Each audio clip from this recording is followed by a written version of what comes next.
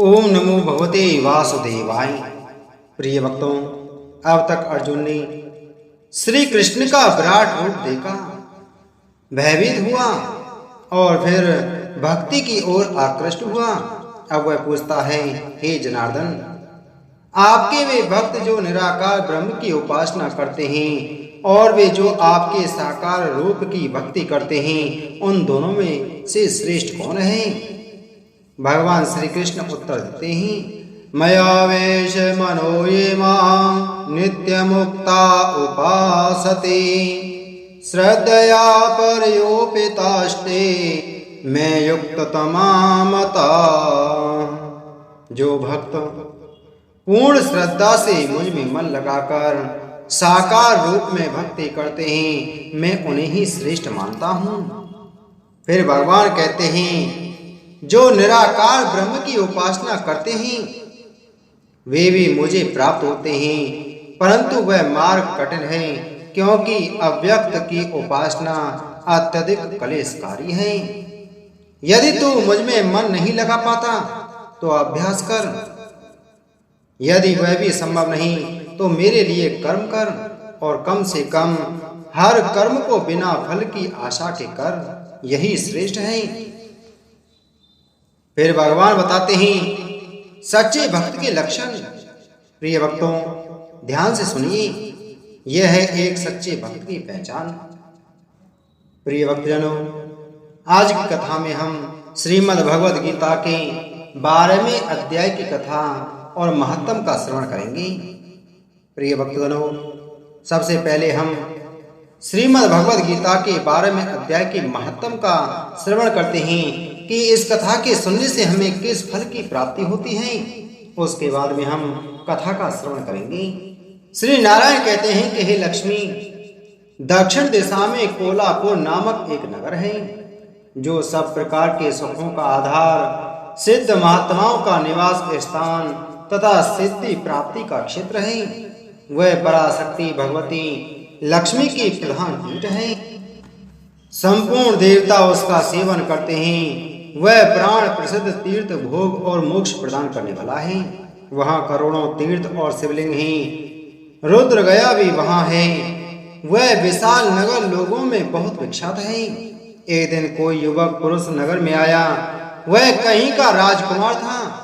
उसके शरीर का रंग गोरा, नेत्र सुंदर, ग्रीवा संघ के समान, कंधे मोटे, छाती चौड़ी तथा भुजाएं बड़ी बड़ी थीं।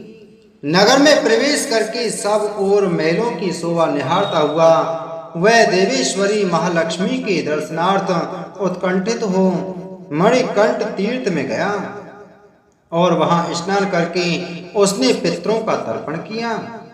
फिर महामाया महालक्ष्मी जी को प्रणाम करके भक्ति पूर्वक स्तवन करना आरंभ किया। राजकुमार बोला, जिसके हृदय में असीम दया भरी हुई है, जो समस्त कामनाओं को देती तथा अपने कटाक्ष मात्र से सारे जगत की रचना, पालन और संहार करती हैं, उस जगन माता महालक्ष्मी की जय हो। जिस शक्ति के सहारे उसी के आदेश के अनुसार परमेष्टि ब्रह्मा सृष्टि रचते हैं, भगवान अच्युत जगत का पालन करते हैं तथा भगवान रुद्र अखिल विश्व का संहार करते हैं, उस सृष्टि, पालन और संहार की शक्ति से संपन्न भगवती पराशक्ति का मैं भजन करता हूँ। कमले, योगी जन तुम्हारे चरण कमलों का चिंतन करते रहते हैं। कमलालये, तुम अपनी स्वाभाविक सत्ता से ही हमारे समस्त इंद्रिय गोचर विषयों को जानती हो। तुम ही कल्पनाओं के समूह को तथा उसका संकल्प करने वाले मन को उत्पन्न करती हो। इच्छा शक्ति, ज्ञान शक्ति और क्रिया शक्ति, ये सब तुम्हारे ही रूप हैं। तुम परासंचित परम ज्ञान रूपिणी हो। तुम्हारा स्वरूप निष्काम, निर्मल, नित्य, निराकार, निरंजन, अंत रहित, आतंक शून्य, आलमहीन तथा निरामय है। देवी, तुम्हारी महिमा का वर्णन करने में कौन समर्थ हो सकता है, जो षड चक्रों का भेदन करके अंतःकरण के बाहर स्थानों में विहार करती है। अनाहत, ध्वनि, बिंदु, नाद और कला, ये जिसके स्वरूप हैं, उस माता महालक्ष्मी को मैं प्रणाम करता हूँ। माता, तुम अपने मुख रूपी पूर्ण चंद्रमा से प्रकट होने वाली अमृत राशि को बहाया करती हो। तुमी परा, पश्यंती, मध्यमा और बैखरी नामक वाणी हो। मैं तुम्हें नमस्कार करता हूँ। देवी, तुम जगत की रक्षा के लिए अनेक रूप धारण किया करती हो। अंबिके, तुम्ही ब्राह्मी, वैष्णवी तथा महेश्वरी शक्ति हो। वाराही, महालक्ष्मी, नारसिंही, ऐन्द्री, कौमारी, चंडिका, जगत को पवित्र करने वाली लक्ष्मी, जगन माता, सावित्री, चंद्रकला तथा रोहिणी भी तुम्ही हो। परमेश्वरी, तुम भक्तों का मनोरथ पूर्ण करने के लिए कल्पलता के समान हो। मुझ पर प्रसन्न हो जाओ। उसके इस प्रकार स्तुति करने पर भगवती महालक्ष्मी अपना साक्षात स्वरूप धारण करके बोली, राजकुमार, मैं तुमसे प्रसन्न हूँ। तुम कोई उत्तम वर मांगो। राजपुत्र बोला, मां, मेरे पिता राजा बृहद्रथ अश्वमेघ नामक महान यज्ञ का अनुष्ठान कर रहे थे। वे देवयोग से रोगग्रस्त होकर स्वर्गवासी हो गए। इसी बीच मैं यूप में बंधे हुए मेरे यज्ञ संबंधी घोड़े को, जो समूची पृथ्वी की परिक्रमा करके लौटा था, किसी ने रात्रि में बंधन काट कर कहीं अन्यंत्र पहुंचा दिया। उसकी खोज में मैंने कुछ लोगों को भेजा था, किंतु वे कहीं भी उसका पता न पाकर जब खाली हाथ लौट आए हैं, तब मैं ऋतुजों से आज्ञा लेकर तुम्हारी शरण में आया हूँ।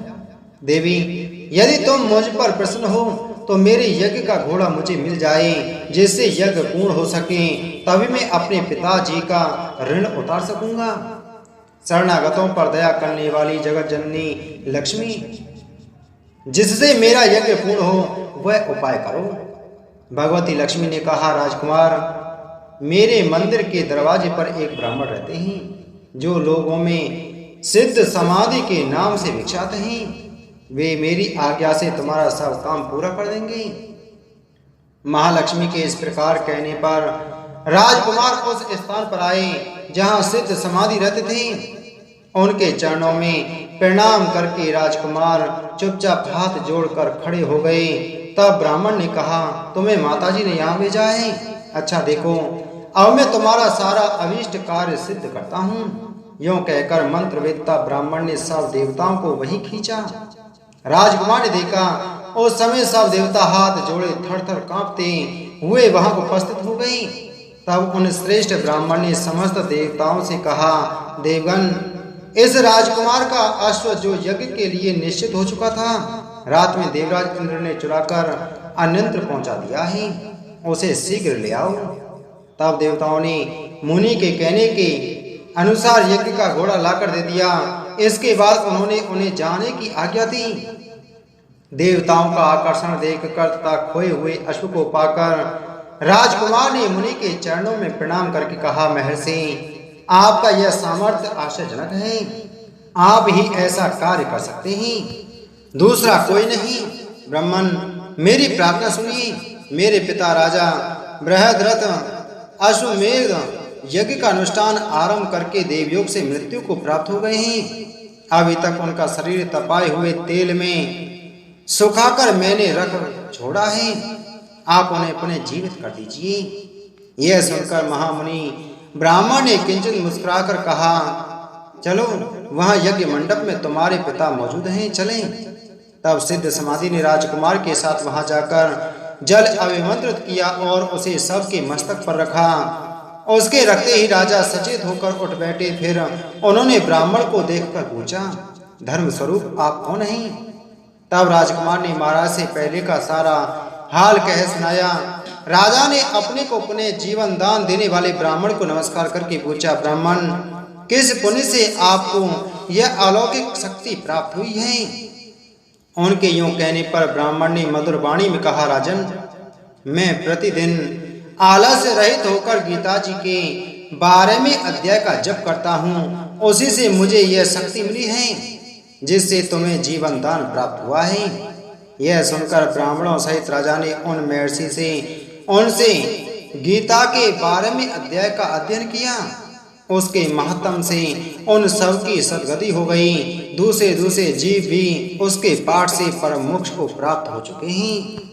श्री नारायण बोले कि हे लक्ष्मी, अब मैं तुम्हें श्री गीता जी के 12वें अध्याय की कथा सुनाता हूँ। अर्जुन बोले, जो अनन्य प्रेमी भक्तजन पूर्वोक्त प्रकार निरंतर आपके भजन ध्यान में लगे रहकर आप सगुण रूप परमेश्वर को और दूसरे जो केवल अविनाशी सच्चिदानंद घन निराकार ब्रह्म को ही अति श्रेष्ठ भाव से बसते हैं, उन दोनों प्रकार के उपासकों में अति उत्तम योग वेत्ता कौन है?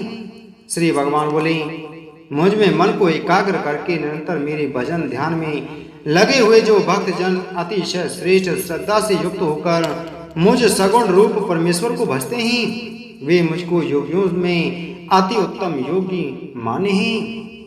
परंतु जो पुरुष इंद्रियों के समुदाय को भली प्रकार वश में करके मन बुद्धि से परे सर्वव्यापी अकथनीय स्वरूप और सदा एक रस रहने वाले नित्य अचल निराकार अविनाशी सच्चिदानंद घन ब्रह्म को निरंतर एक ही भाव से ध्यान करते हुए भजते हैं, वे संपूर्ण भूतों के हित में रत और सब में समान भाव वाले योगी मुझको ही प्राप्त होते हैं। उन सच्चिदानंद घन निराकार ब्रह्म में आसक्त चित्त वाले पुरुषों के साधन में परिश्रम विशेष है, क्योंकि देहाभिमानियों के द्वारा अव्यक्त विषयक गति दुख पूर्वक प्राप्त की जाती है।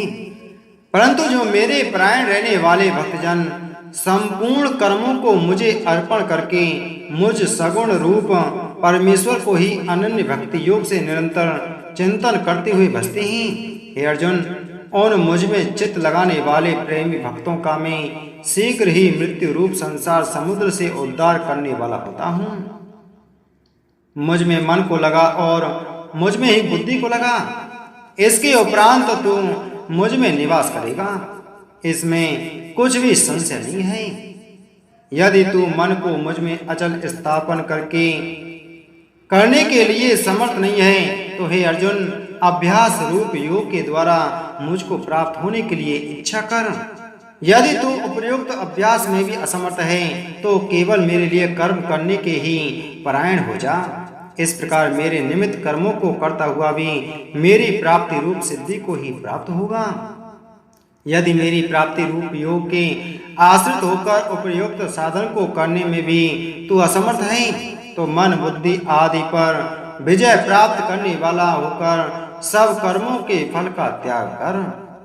मर्म को ना जानकर किए हुए अभ्यास से ज्ञान श्रेष्ठ है, ज्ञान से मुझ परमेश्वर के स्वरूप का ध्यान श्रेष्ठ है, और ध्यान से भी सब कर्मों के फल का त्याग श्रेष्ठ है, क्योंकि त्याग से तत्काल ही परम शांति होती है।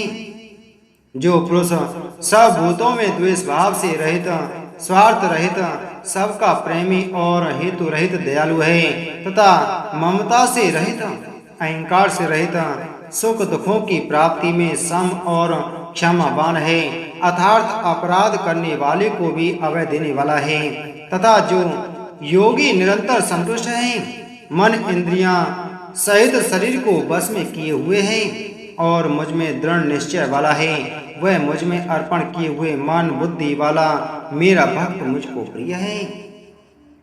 जिससे कोई भी जीव उद्वेग को प्राप्त नहीं होता, और जो स्वयं भी किसी जीव से उद्वेग को प्राप्त नहीं होता, तथा जो हर्ष अमर्ष भय और उद्वेग आदि से रहित है, वह भक्त मुझको प्रिय है। जो पुरुष आकांक्षा से रहित, बाहर भीतर से शुद्ध, चतुर, पक्षपात से रहित और दुखों से छूटा हुआ है, वह सब आरंभों का त्यागी मेरा भक्त मुझको प्रिय है। जो ना कभी हर्षित होता है, ना द्वेष करता है, ना शोक करता है, ना कामना करता है, तथा जो शुभ और अशुभ संपूर्ण कर्मों का त्यागी है, वह भक्ति युक्त पुरुष मुझको प्रिय है। जो शत्रु मित्र में और मान अपमान में सम है, तथा सर्दी गर्मी और सुख दुख आदि द्वंद्वों में सम है और आसक्ति से रहित है, जो निंदा स्थिति को समान समझने वाला, मननशील और जिस किसी प्रकार से भी शरीर का निर्वाह होने में सदा ही संतुष्ट है और रहने के स्थान में ममता और आसक्ति से रहित है, वह स्थिर बुद्धि भक्तिमान पुरुष मुझको प्रिय है। परंतु जो श्रद्धा युक्त पुरुष मेरे परायण होकर इस ऊपर कहे हुए धर्म में अमृत को निष्काम प्रेम भाव से सेवन करते हैं, वे भक्त मुझको अतिशय प्रिय हैं। इस प्रकार उपनिषद, ब्रह्म विद्या तथा योग शास्त्र रूप श्रीमद् भगवद गीता की श्री कृष्ण अर्जुन संवाद में भक्ति योग नामक 12वां अध्याय संपूर्ण हुआ। बोलो श्री कृष्ण चंद्र भगवान की जय।